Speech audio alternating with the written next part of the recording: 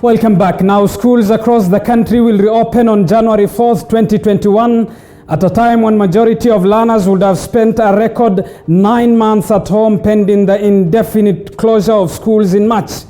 This as the frosty relationship between the teachers' employer, TSC, and the Kenya National Union of Teachers continues. Tonight we speak to KNUT Secretary General Wilson Sossion. Good evening, Bwana SG, and thank you for making time for us on TV 47. Sharu is a friend of mine.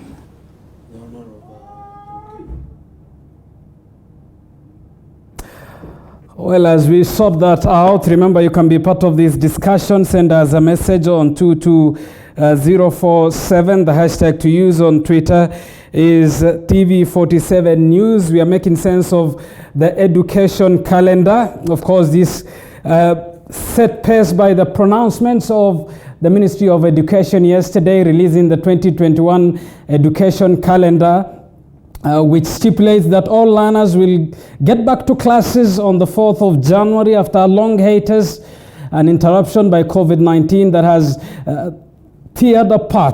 torn apart the education calendar. I understand we have the Secretary General now with us. Good evening, Bwana Sossion, and thank you for making time for us tonight on TV 47.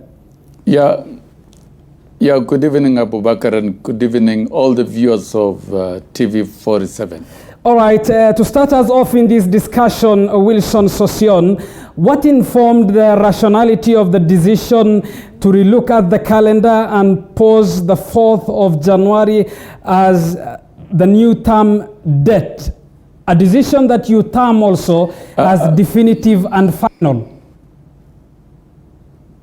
Yeah, it's definitive and final because the entire global community, millions of children have been out of school because the global community has been grappling with understanding the virus, and the new understanding is that even with lockdowns, schools should be left open. We've seen in Europe, like the UK, for example, there's been a return to lockdown. In France, return to lockdown, and many countries. But schools have been ensured that they operate and learners go to school. And when we come back to the country context, the children having been at home from the month of March up to where we are is indeed such a long period, a duration that was unprecedented, and we cannot keep waiting any longer. Even as the disease spikes the way we are seeing, all right, we must ensure that children get back to school safe. And that is why the president, in his State of the Nation address, gave a definitive decision that the rest of the learners should resume, all of them, in January, and that the cabinet secretary within 14 days. All right, Sossion, let me interject you at that. Let me interject you at that point. You say it is definitive and final. These are words you have used also yesterday, and that seemingly continues today. Should this not depend on how the graph and the COVID-19 curve will be like come January? It is no longer about the COVID-19 and the graph. It is now about living with the virus. And we've already had 3 classes running, and we have learned a lot from the 3 classes. And we've seen what the global community is doing. So even if the spike of the virus will go up in January, still schools will have to reopen because our children cannot stay at home forever. And we have agreed children are safer in school than at home. The virus has spread very extensively within communities. And so therefore, what needs to be done for January is to ensure that learners come back. And the timetable has been released and how to recover the lost time. And therefore, engaging in a debate on whether the school should open, the trend of the virus is now out of question. All learners must come back to school. And schools must be prepared receive learners. Point made, and you say it's not about the graph and the curve, it is living with the virus. Looking at data from the Kenya Secondary School Heads Association, COVID-19 has so far killed 13 principals. These are teachers, these are people who are losing their lives in institutions, be it of higher learning or even... I've indeed shared with the principals about the 13. There really is no absolute evidence that all of them actually are confirmed to have died of COVID. But there is a high possibility one was confirmed. But so far, since schools reopened, we have lost close to 27 teachers. In fact, the threat of COVID is not on children. Children will be largely safe, but they will be asymptomatic carriers. The biggest group that is a threat are teachers. And we've seen quite a number of them have died. Some died today. And we've also seen the medics, the doctors, and the nurses. They are getting affected. So the two groups of frontline officers in COVID at the moment are the medics and teachers. And they will get affected by this disease. And that is why we are insisting the reopening program and preparation for January should not be taken casually.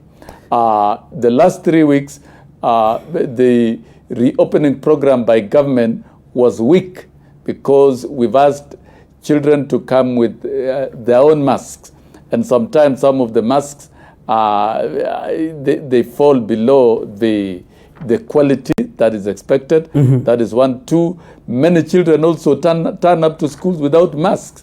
In primary schools, in secondary schools, the money that was released, 500, cannot cover the purchase of masks. Some children and some students are coming without masks. So to move into January, we must ensure that the protocols of the Ministry of Health are adhered to so that schools are safe and reopening of schools is done very safely. We've recommended that one, government must take over the provision of masks. It is not much. It's about 3 billion for the entire year. A set of 2 masks that can last 4 months, reusable, quality, and good enough, will not cost more than 70 shillings per student. And we cannot debate on and push it back to the parents. We have seen poor economies in Africa setting aside money and availing masks, and they've opened very safely. So really, all children must be masked, and there must be sanitized. Point made, Wilson Sossion. To ensure that, that schools are safe, so that teachers can be secure. And the Teacher Service Commission also announced that teachers with underlying issues need not to attend school. Point made. Very clearly, because Wilson Sossion, if teachers are sick, if you are sick. Sossion, allow me to ask this. You have for a long time said that children are safer in schools than at home, a view that has equally been shared by the United Nations Children's Fund, that is UNICEF, which begs the question, what guarantee is there that children will be safer at schools? We say children are safer in school because we have done a lot of analysis. And we've seen even the spread has, the virus has spread very extensively in the communities where these children are. And the kind of activities, trauma and suffering that children have gone through. We have seen girls abused. And the data from the Gender Recovery Center indicates that many girls have been sexually molested. Boys have gone through traumatizing experiences, and the longer schools remain shut, then it means a very high percentage of learners will not be able to come back to school. Some girls have been married off. So really, the other effects, social effects of the society on learners are very extensive and very damaging. And these are critical data that really we must consider so that we make a decision. Rather, we have all these children back in school. And our experience with teachers is that when the learners came back to school, they lacked capacity and skills of practicing the health protocols, like how to put on a mask, yes, and how to sanitize. Now, and so we've had to train them. And sometimes it has been very difficult for teachers to conduct these particular preparation of learners, because many of them didn't come to school with masks. All right. And quite a number of schools were also unable to avail sanitizers and watering points due to lack of resources. So really, but then we appreciate that when they came back to school, most of them did know how to practice the health protocol measures, and we are sure if they are trained in school on how to practice such, they will also be able to disseminate such information. All right, all right. I would like to hasten and state that at this point, even as we wait for the vaccine, it is education that is going to largely help in containing the spread of the virus. The virus has spiked because of the misbehavior of Kenyans. There was a lot of excitement when the containment measures were relaxed.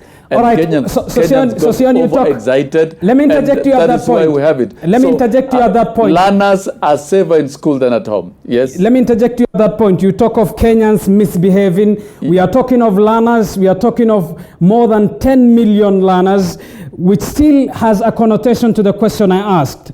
The safety of these learners when they get back to school.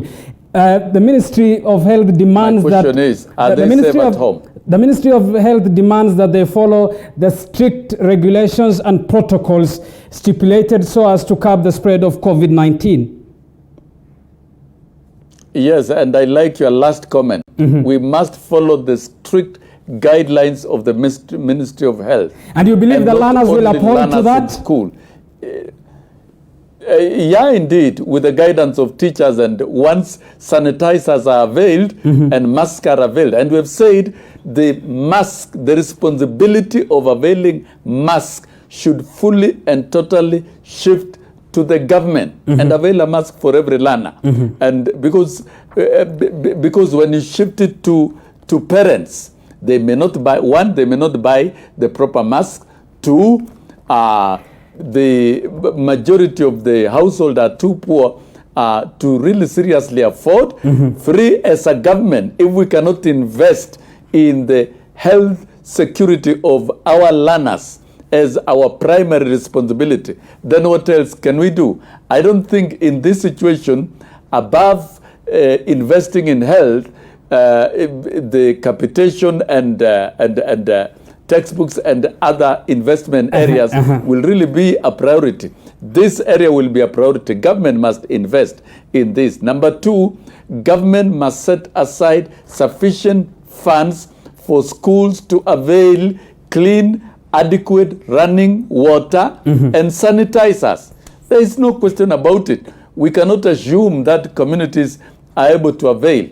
And this has been a real nightmare for schools to invest in those protocol measures. And as you have said very clearly, we must invest in the Ministry of Health protocol measures. All right. And all the resources required and infrastructure required must be availed by government. And therefore, government should prepare between now and January. And we are saying very clearly, if there are no masks, then let us forget about thinking of reopening of schools. All right, all right. If there are no budget lines to finance these protocol measures, then we cannot cheat Kenyans that we are reopening schools.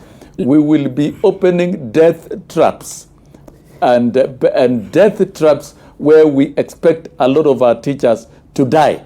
And that is not what we are preparing for. Sossion, you talk of masks. Schools are the safest Sossion, and safer. All right, and you talk all of our children and every other person, including teachers, when they are checking into schools and checking out, particularly for day scholars. All right, Sossion, let me interject you. Let me interject you at that point.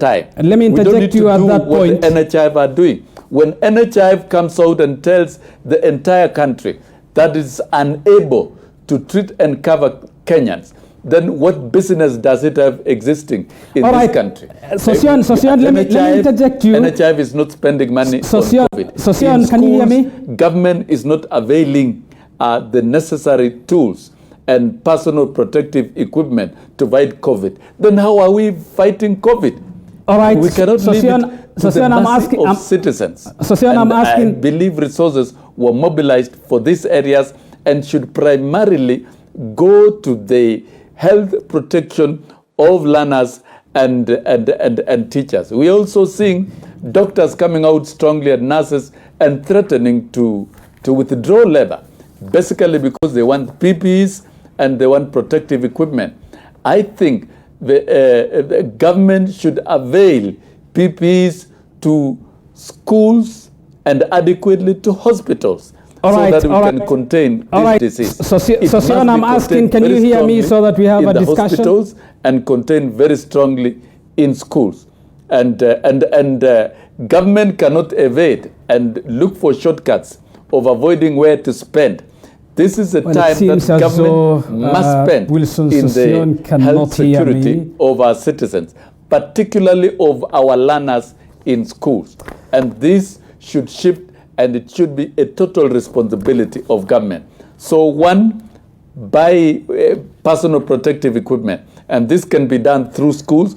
We've done our own conservatory mathematics. For the entire year, it's only 3 billion to avail masks to all children, regardless of...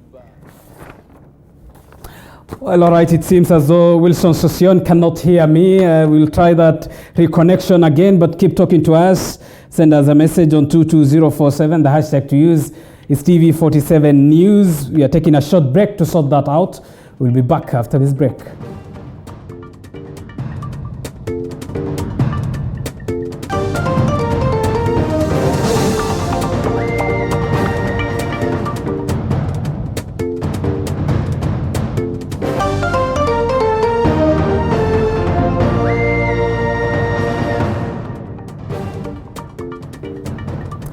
Welcome back to TV47 News Tonight with me, Abu Bakar Abdullahi. Let's reconnect again with the Secretary General of the Kenya National Union of Teachers, Wilson Sossion.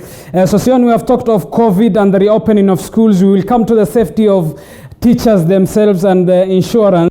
But I want us to talk about the frosty relationship between KNUT and TSC. You say, and I quote, "We have been under savage attack for the last 16 months. You term the TSC as a rogue.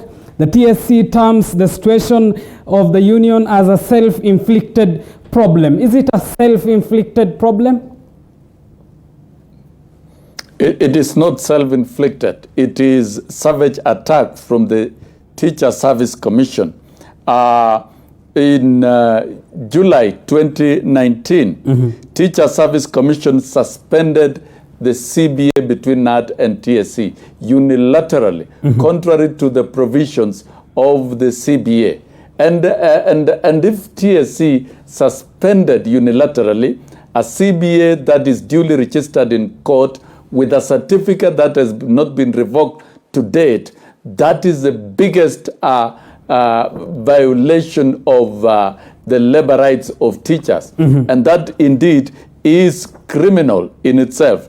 Number two, in July 2019, TSC put off the checkoff of KNUT, and actually we had zero membership. How is it self-inflicted when TSC itself is using its authority to put off union dues? It did it again in the month of August to zero. And when they talk of members moving out of the union, did all the members apply to move out of the union in July 2019 and August 2019? Because we had zero checkoff. So indeed, this is a very mischievous, orchestrated attack and war from the Teacher Service Commission. It's what we call in labor busting of unions. And this is characteristic of intolerant regimes all over the world. And it shocked us that it is happening at the Teacher Service Commission, when in fact the colonial government did not do what they are doing now. All right, the Jomo Kenyatta government did not do what they are doing now. The Moi government did not do this. The Kibaki government did not do this. And we are very sure this one, it is not coming from the government of Uhuru Kenyatta. It is a business of the Teacher Service Commission. And therefore, TSC cannot put us in a collision course with the government that we are working with. Number two, TSC decided to stop promotion of any teacher who is a member of KNUT. What do you call that? If you are a member of a union, you are denied promotions. And if you are a member of a union, you are denied salary increments, and that amounts to discrimination, which is contrary to the provision of number 19 in the CBA, and also contrary to Article 16 of the Code of Regulations for teachers, that there should be non-discrimination. It is also contrary to the employment law that workers should be paid equal salary for equal value of work done, without any discrimination. So TSC is abetting discrimination without shame, without fear. And number three, the checkoff has been put off and messed up, and our members offloaded. In our office, we don't have even a single letter of any teacher withdrawing from the union. And we know what TSC has been doing. So essentially, and the courts have proved us right, because even the applications of TSC in court, they have lost their own applications. You talk of TSC discrimination. You talk of discrimination. Cannot elect. All right, you talk of discrimination, you talk of reduced membership. This is from 187,441 in June last year to 45,000 last month. You want to say all these members, more than 100,000, have not submitted any will to leave the union? Let me ask you, in the month of July 2019, our membership on the checkoff was reading 00. Did all the 187,000 members write to TSC to stop? And did anyone among the any of the 187 write to you? None. We don't have even a single letter. We don't have even a single letter, completely. And look at section 48 of the labor relations. In fact, it is the employer that is supposed to forward any letter written to TSC. And the employer has not forwarded even a single letter. And I have asked, the month of July, 0 membership in the checkoff. The month of August, the same. Did all the over 200,000, our membership is not even 187, did they write to TSC to withdraw?